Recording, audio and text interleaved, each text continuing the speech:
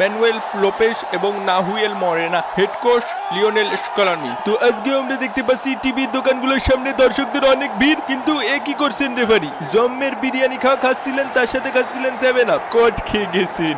আর একবার রিপ্লে দেখান বাটেন মিয়া, কট খাওয়ার পরে যে হাসিটা দেছে ব্যাপক, আমার মতো দুষ্টু।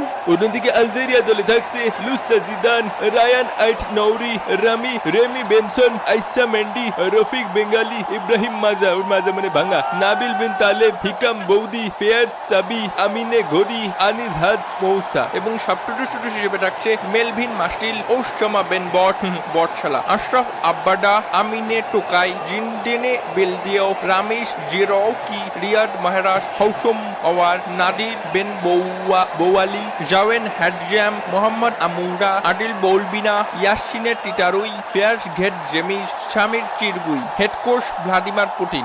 রেফারির লম্বা বাঁশি, খেলা কিন্তু শুরু হয়ে গেল। কি মনে হয় খেলা নিয়ে আজকে কি আর্জেন্টিনা 7টা ভরে দিতে পারবে? কেন নয় ভাই, কেন নাই, অবশ্যই পারবে। আরেক গ্যালন জল দে।